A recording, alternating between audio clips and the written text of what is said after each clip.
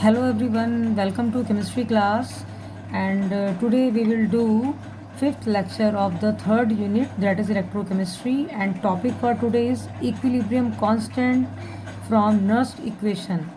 Nernst equation के बारे में हमने लास्ट वीडियो में डिस्कस किया था कि नर्स्ट इक्वेशन होती क्या है और उसे हम कैसे रिप्रेजेंट करते हैं for different electrochemical cells.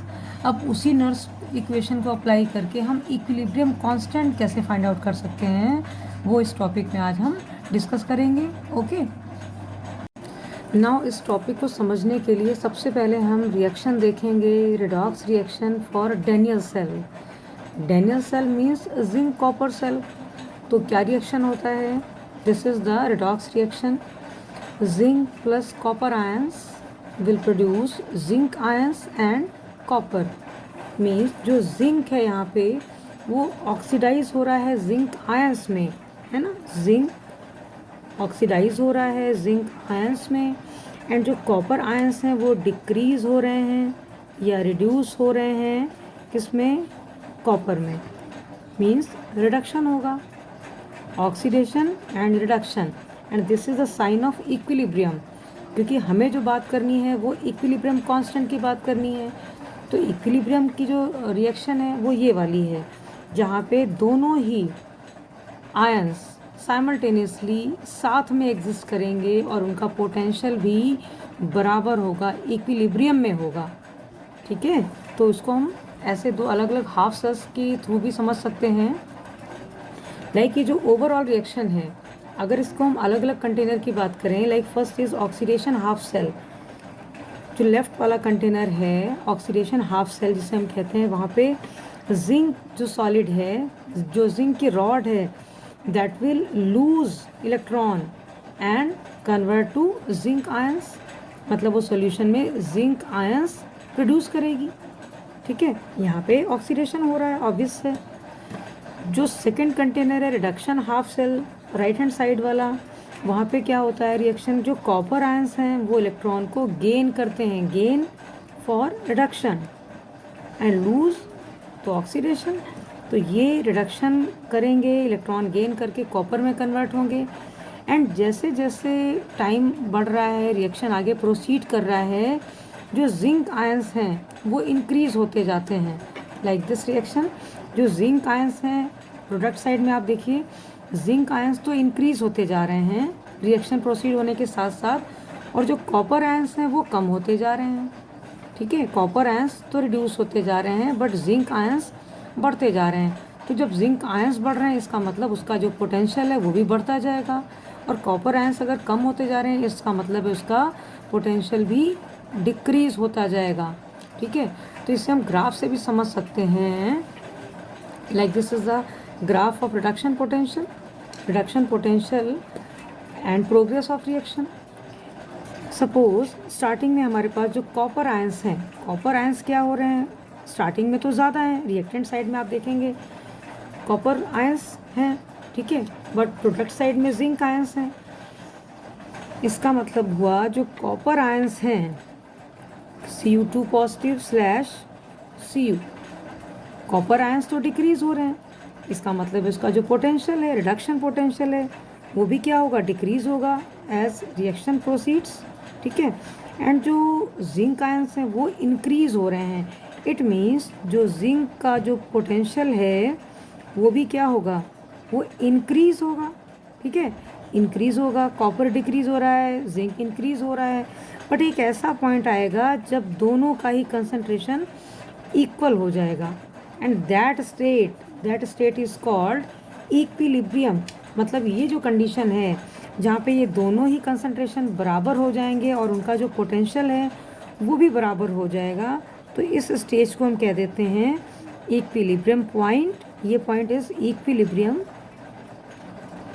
Point, and in that condition जब दोनों का डिफरेंस ज़ीरो हो जाएगा, कैथोड का पोटेंशियल और एनोड का पोटेंशियल ज़ीरो हो जाएगा, उस केस में जो ईएमएफ होगा, ईएमएफ ऑफ सेल जो होगा, दैट इज़ क्या होता है? वो ई cathode minus E anode.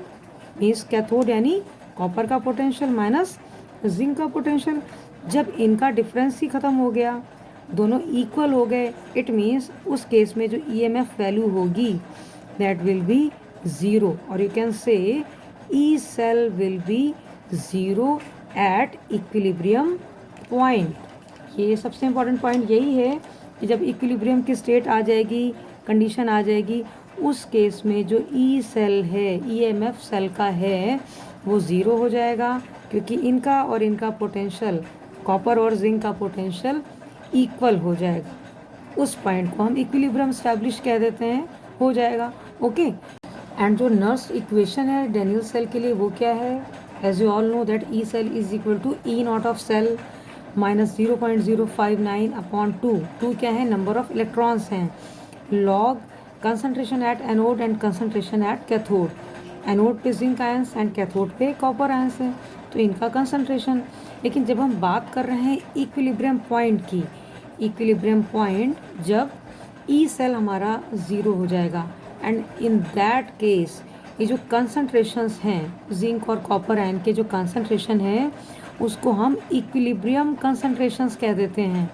Means these are zinc and copper ions को हम बोल देते हैं equilibrium concentrations, equilibrium concentrations and denoted by Kc।